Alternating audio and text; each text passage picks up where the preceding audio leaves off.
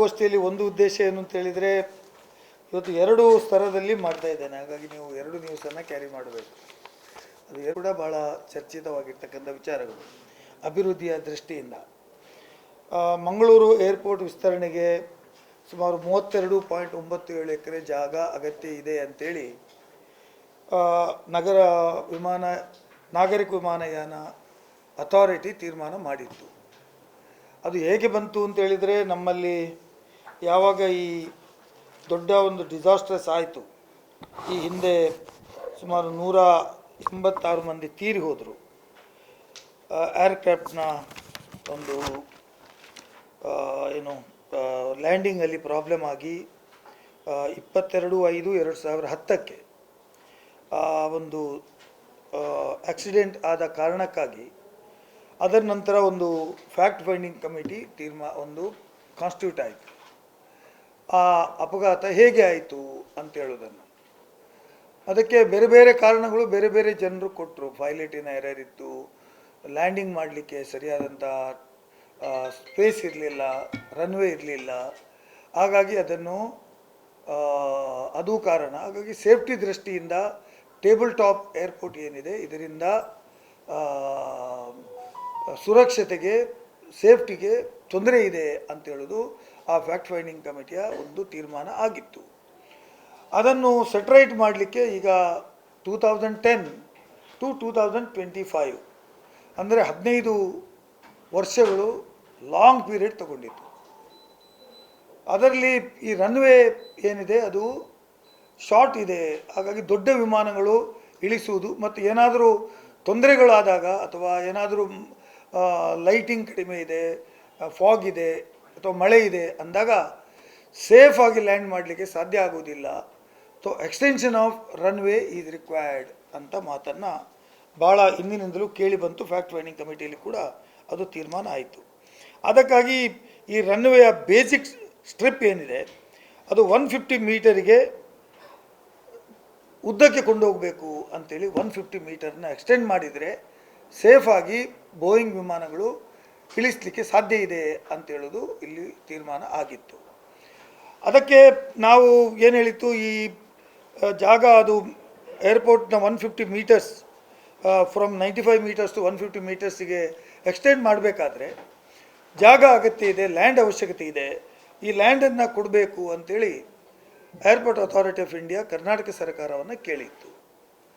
ಕರ್ನಾಟಕ ಸರ್ಕಾರ ಕೇಳಿ ಪ್ರೋಸೆಸ್ಸಲ್ಲಿ ಇರಬೇಕಾದ್ರೆ ಏರ್ಪೋರ್ಟನ್ನು ಬೇರೆ ಕಡೆಗೆ ಮಾರಾಟ ಮಾಡಲಾಯಿತು ಅನ್ನೋದಕ್ಕಿಂತ ಏರ್ಪೋರ್ಟನ್ನು ಇನ್ನೊಬ್ಬರಿಗೆ PPP ಮಾಡೆಲಲ್ಲಿ ಕೊಟ್ಟಾಯಿತು, ಅಭಿವೃದ್ಧಿ ಮಾಡಿ ಅಂತ. ಹಾಗಾಗಿ ಸರ್ಕಾರ ಕೇಳಿತ್ತು, earlier we are the partner of the airport, 10% partnership ಇತ್ತು. ನೀವು ಇನ್ನೊಬ್ಬರಿಗೆ ಕೊಡೋದಂತಾದರೆ ನಮಗೇನೂ ಇಲ್ಲ. Whatever the charges collected, passenger charges, ಬೇರೆ ಎಲ್ಲ ಚಾರ್ಜಸ್ಸು ಅದು ಅವರಿಗೆ ಹೋಗ್ತದೆ, airport authority of India are who is maintaining it. Karnataka ಸರ್ಕಾರಕ್ಕೆ ಏನೂ ಇಲ್ಲದ ಸಂದರ್ಭದಲ್ಲಿ why we should give the land? It is the duty of the airport authority of India to ask the partner who is improving, collecting cess, collecting the passenger charges, ticket hike ಮಾಡ್ತೀರಿ, ಎಲ್ಲ ಮಾಡ್ತೀರಿ, ನಿಮ್ಮ ಕೈಯಲ್ಲಿ ಇದೆ 100ಕ್ಕೆ 100. ಹಾಗಾಗಿ ನೀವೇ ಅವರಿಗೆ ಹೇಳಬೇಕು ಅಂತ ಒಂದು ರೀತಿಯ ಒತ್ತಡ ಆಯಿತು. ಕಳೆದ 10 ವರ್ಷದಲ್ಲಿ ಈ ಚರ್ಚೆ ನಡೀತಾ ಇತ್ತು.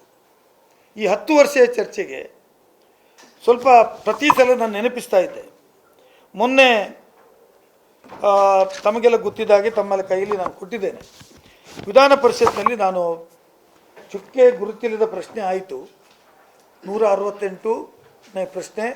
ತಮಗೆ ಗೊತ್ತಿದೆ, ಈ ಪುಸ್ತಕವನ್ನು ತಮ್ಮಲ್ಲಿ ನಾನು ಕೊಟ್ಟಿದ್ದೇನೆ, ಇದರಲ್ಲಿ ಇದೆ. ನಾನು ಪ್ರಶ್ನೆ ಕೇಳಿದೆ, ಆ ಪ್ರಶ್ನೆಗೆ ಸರ್ಕಾರ ಏನು ಉತ್ತರ ಕೊಟ್ಟಿತ್ತು ಅಂತೇಳಿದರೆ, ಇದನ್ನು ಮಾಡ್ತಕ್ಕಂಥ ಜವಾಬ್ದಾರಿ ಕೇಂದ್ರ ಸರ್ಕಾರದ್ದಿದೆ, ಅಂದರೆ ಏರ್ಪೋರ್ಟ್ ಅಥಾರಿಟಿ ಆಫ್ ಇಂಡಿಯಾ ಇದೆ. ಅವರು ಅದನ್ನು ಇನ್ನೊಬ್ಬರಿಗೆ ಈಗಾಗಲೇ ಇಂಪ್ರೂವ್ಮೆಂಟಿಗೆ ಮತ್ತು ಇದಕ್ಕೆ ಕೊಟ್ಟಿದ್ದಾರೆ. ಹಾಗಾಗಿ ಇದು ನಾವು ಸೆಂಟ್ರಲ್ ಗೌರ್ಮೆಂಟಿಗೆ ಬರೆದಿದ್ದೇವೆ ಅಂತ ಮಾತನ್ನು ಹೇಳಿದರು. ನಾನು ವಿಧಾನ ಪರಿಷತ್ತು ಸಭೆ ನಡೆಸಬೇಕಾದ್ರೆ ನಾವು ಚೀಫ್ ಸೆಕ್ರೆಟರಿಯನ್ನು ಭೇಟಿ ಮಾಡಿದ್ದು, ಶಾಲಿನಿ ಗೋಯಲ್ ಅವರು. ಅವರನ್ನೇ ಭೇಟಿ ಮಾಡಿ ನೀವು ಇದರ ಬಗ್ಗೆ ಮೂಲಭೂತ ಸೌಕರ್ಯ ಸಚಿವರೊಂದಿಗೆ ಮಾತಾಡಿ ಸೆಂಟ್ರಲ್ ಗೌರ್ಮೆಂಟಿಗೆ ಒಂದು ತಾಕತ್ತು ಮಾಡಬೇಕು, ಅಥವಾ ಯಾರು ಅದಾನಿಯವರಿಗೆ ನಡೆಸ್ತಾ ಇದ್ದಾರೆ ಅವರಿಗೆ ತಾಕತ್ತು ಮಾಡಬೇಕು. ಅವಶ್ಯವಿರುವ ಜಮೀನನ್ನು ಭೂಸ್ವಾಧೀನ ವೆಚ್ಚ ಕಾಮಗಾರಿಯನ್ನು AAI ಏರ್ಪೋರ್ಟ್ ಅಥಾರಿಟಿ ಆಫ್ ಇಂಡಿಯಾಕ್ಕೆ ನೀವು ಕೊಡಬೇಕು ಅಂತ ಹೇಳಬೇಕು. ಯಾಕಂದರೆ we are nothing in the airport, all collection revenue goes to you and your partner ಅಂತ ಹೇಳಿದ್ದು. ಅದರ ಪರಿಣಾಮವಾಗಿ ಇವತ್ತು ಈ ಲ್ಯಾಂಡನ್ನು ಪರ್ಚೇಸ್ ಮಾಡಲಿಕ್ಕೆ ಇವತ್ತು ಒಂದು ಆದೇಶವನ್ನು ಹೊರಡಿಸಿದೆ. ಆ ಆದೇಶದ ಪ್ರತಿಯನ್ನು ತಮ್ಮ ಕೈಗೆ ನಾನು ಕೊಟ್ಟಿದ್ದೇನೆ. ಆ ಆದೇಶದ ಪ್ರತಿ ತಮ್ಮಲ್ಲಿದೆ. S, done. ಹೌದು, ಅಂದರೆ it is been ordered.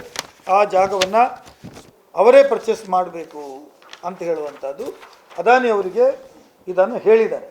The requirement of the additional land of 32.97 acres for expansion and development of the runway safety basic strips and runway end safety area on south eastern side of the runway to Mangalore International Airport, approval by AAI board. ಅದನ್ನು ನೀವೇ ಕೊಡಬೇಕು ಅಂತ ಹೇಳುವಂಥದ್ದನ್ನು, ಮತ್ತು after the acquisition of the said land, it is subsequently to be leased to the Mangalore International Airport Limited on the same terms and conditions on which such land has been acquired in accordance with the clause number 2.2 schedule of the concession agreement with the provision of the autocratical ಅಂತ ಅವರಿಗೆ ಹೇಳಿಬಿಟ್ಟಿದ್ದಾರೆ. ನಿಮಗೆ ಕೊಟ್ಟಿದ್ದೇವೆ, ಅವರ ಹೆಸರಿನಲ್ಲಿ ಮಾಡಬೇಕು ಅಂತ ಹೇಳಿದ್ದಾರೆ. Government is therefore requested ಅಂತ ಕೇಳ್ತದೆ. This is from Airport Authority of India. Yeah. ಅದು ಆರ್ಡರ್ ಆಗಿದೆ ಅಂತ, ಬಟ್ ಆರ್ಡರ್ ಎಲ್ಲಿದೆ? Order means this only. State government land ಕೊಡಬೇಕಲ್ಲ. ಯಾವುದು? ಏನು? ಎಸ್, ಅಥಾರಿಟೀಸ್ ಅಕ್ವೈರ್ ಮಾಡಿ ಕೊಡುವಂಥ ಜವಾಬ್ದಾರಿ ಸರ್ಕಾರದ್ದೇ. The cost and the rehabilitation has to be borne by the Adani. ಆ ಆರ್ಡರ್ ಈಗ ಸ್ಟೇಟ್ ಗವರ್ನಮೆಂಟ್ ಇಂದ ಎಸ್, ಅಪ್ರೂವ್ಡ್ ಅಂದರೆ ದಿ ಮೊನ್ನೆ ಪಾಸ್ ಮಾಡಿದ ಲೆಟರ್ ಇದು. ಹೌದು, 19 ತಾರೀಕು. ಹೌದು, 19. ಮಂಗಳೂರು ವಿಮಾನ ನಿಲ್ದಾಣದ ರನ್ವೇ ಬೇಸಿಕ್ ಸ್ಟ್ರಿಪ್ ಮತ್ತು RES ವಿಸ್ತರಣೆಗಾಗಿ ಸುಮಾರು 36 ಎಕರೆ ಭೂ ಸ್ವಾಧೀನ ಪಡೆಗಳು ಜಿಲ್ಲಾಡಳಿತವು ಅಂದಾಜು ಪಟ್ಟಿಯನ್ನು ಸಿದ್ಧಪಡಿಸಿ ಈ ವಿಮಾನ ನಿಲ್ದಾಣಕ್ಕೆ ಅವಶ್ಯವಿರುವ ಜಮೀನುಗಳ ಭೂ ಸ್ವಾಧೀನ ವೆಚ್ಚ ಮತ್ತು ಕಾಮಗಾರಿಯನ್ನು ಕೈಗೊಳ್ಳಲು ಏರ್ಪೋರ್ಟ್ ಅಥಾರಿಟಿ ಆಫ್ ಇಂಡಿಯಾ ಸಂಸ್ಥೆಗೆ ಕೋರಲಾಗಿದೆ.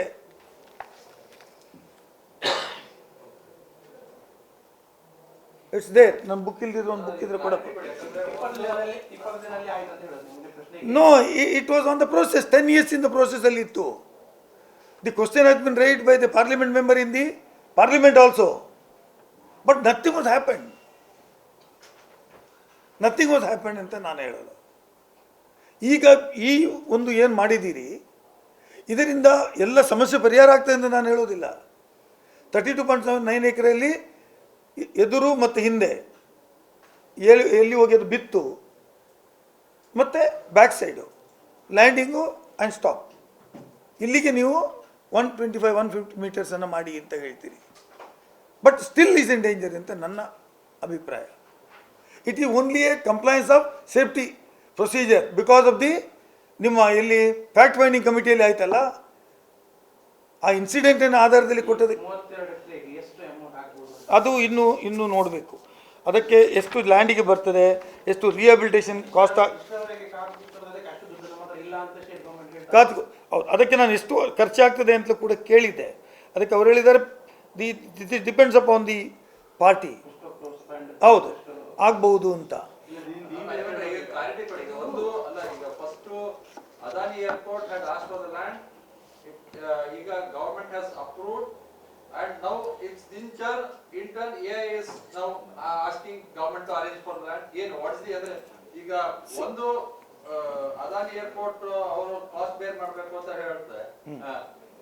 ಈಗ ಇವರು ನಿಮ್ಮ ಸರ್ಕಾರದಿಂದ ಆದ್ಮೇಲೆ AI ಇದು ಲೆಟರ್ ಹೇಳ್ತಾ ಇದ್ದೀರಿ. ಅರ್ಥ ಆಗ್ತದೆ ಅಂದ್ರೆ ಜಸ್ಟ್ ಗೆಟಿಂಗ್ ಈಗ ಏನು ಕ್ಲಾರಿಟಿ ಇಷ್ಟೇ, ಲ್ಯಾಂಡನ್ನು ಸರ್ಕಾರ ಕೊಡಬೇಕು, ಅದಕ್ಕೆ ತಗಲು ರಿಕ್ವೆಸ್ಟ್ ಮಾಡಿ ಸರ್ಕಾರ ಅಪ್ರೂವ್ ಆಗಿ ಮತ್ತೆ ಹೌದು. ನಾವೇನು ಹೇಳ್ತಿತ್ತು, ಏರ್ಪೋರ್ಟ್ ಅಥಾರಿಟಿ ಆಫ್ ಇಂಡಿಯಾ ಕೊಡಬೇಕು ಅಂತ. They have asked Adani to be given. Adani has agreed. ಯಾಕೆ ಎ ಗ್ರೇಡ್ ಅಂತ ನಾನು ನಿಮ್ಗೆ ಹೇಳಿದೆ. ರಾಜ್ಯ ಸರ್ಕಾರಕ್ಕೆ ಏನೂ ಅದರಲ್ಲಿ ಸ್ಟೇಕ್ ಇಲ್ಲ. ಈಗ ಶಿವಮೊಗ್ಗ ಏರ್ಪೋರ್ಟಲ್ಲಿ ವಿ ಆರ್ 10%, ಗುಲ್ಬರ್ಗ ಏರ್ಪೋರ್ಟಲ್ಲಿ ವಿ ಆರ್ 10% ಪಾರ್ಟ್ನರ್ಸ್. ನಮಗೆ ಅಲ್ಲಿ ಬರುವಂಥ ಆಗು ಹೋಗಿನಲ್ಲಿ ನಮಗೆ ಪಾತ್ರ ಇದೆ, ವಿ ಆರ್ ಗೆಟಿಂಗ್. ಬಟ್ ಇಲ್ಲಿ we are zero. Everything is looked after by the airport authority of India. ಹಾಗಾಗಿ ನಾವ್ಯಾಕೆ ಕೊಡಬೇಕು? ನೀವು ಮಾಡುವಂಥ ನಿಮ್ಮ ಜವಾಬ್ದಾರಿ ಇಂಪ್ರೂವ್ಮೆಂಟ್ ಮಾಡೋದು. ಇವತ್ತು ಟಿಕೆಟ್ ಮೇಲೆ ದಿ ಕಾಸ್ಟ್ಲಿಯೆಸ್ಟ್ ಸೆಕ್ಟರ್ ಯಾವುದು? ಬ್ಯಾಂಗ್ಳೂರ್ ಬಿಲೋ 6,000 ಟಿಕೆಟೇ ಇಲ್ಲ, 5,000 ಇಸ್ ಮ್ಯಾಕ್ಸಿಮಮ್ ಕೆಲವೊಮ್ಮೆ. ಹೌದೌದು, ಆಗದಿದ್ರೆ ಬಿಟ್ಟು ಹೋಗ್ಬೇಕಲ್ಲ,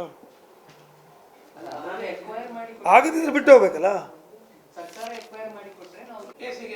ಹಾಂ, ಕಾಸ್ಟ್ ಪೇ ಮಾಡೋದು ಜವಾಬ್ದಾರಿ, ಕಾಸ್ಟ್ ಕೊಡಬೇಕಾಗಿದ್ದು. ಈಗ ಇದರ ಪ್ರಕಾರ ಕಾಸ್ಟ್ ಕೊಡಬೇಕಾಗಿದ್ದು ಅದಾನಿ ಯಾವ ಕಂಪನಿ ನಡೆಸ್ತಾ ಇದೆಯೋ ಅವ್ರು ಹೇಳಿದ್ದಾರೆ, ಕಾಂಟ್ರಾಕ್ಚುವಲಲ್ಲಿ ಯಾರಿದ್ದಾರೆ ಅವರು ಕೊಡಬೇಕು ಅಂತ ಹೇಳಿದ್ದಾರೆ. So one problem is solved ಅಂತ ನಾನು ಹೇಳೋದು ಬಿಗಿನಿಂಗಲ್ಲಿ. ನಂದು ಸೆಕೆಂಡ್ ಪ್ರಶ್ನೆ ಈಗ ಸ್ಟಾರ್ಟ್ ಆಗಿರೋದು, ನೀವು ಲ್ಯಾಂಡ್ ತಗೊಂಡ ಮೇಲೆ ಯಾರು ರಿಹ್ಯಾಬಿಲಿಟೇಷನ್ ಕಾಲೋನಿ ಅವರಿಗೆ ಬೇಕಾದಷ್ಟು ಜಾಬ್ ಎಂಪ್ಲಾಯ್ಮೆಂಟ್ ಕೊಡಬೇಕು, ಅವರಿಗೆ ಲ್ಯಾಂಡ್ ಲೂಸರ್ಸಿಗೆ ಕೊಡಬೇಕು, ರಿಹ್ಯಾಬಿಲಿಟೇಷನ್ ಮಾಡಬೇಕು. ಅವರ ಪ್ರಾಬ್ಲಮ್ ಅದರಲ್ಲಿ ಇರುವಂಥದ್ದು 10-15 ಏಕರ್ಸ್ ಏನೋ 10 ಏಕರ್ಸ್ ಏನೋ ಗೌರ್ಮೆಂಟ್ ಲ್ಯಾಂಡೇ ಇದೆ. ಉಳಿದ ಲ್ಯಾಂಡಿಗೆ ಅವರು ಮಾಡಬೇಕು ಅಂತ ಹೇಳುವಂಥದ್ದು ನನ್ನ ಉದ್ದೇಶ. ಅದು ಡಿಸ್ಟ್ರಿಕ್ಟ್ ಇನ್ಚಾರ್ಜ್ ದಟ್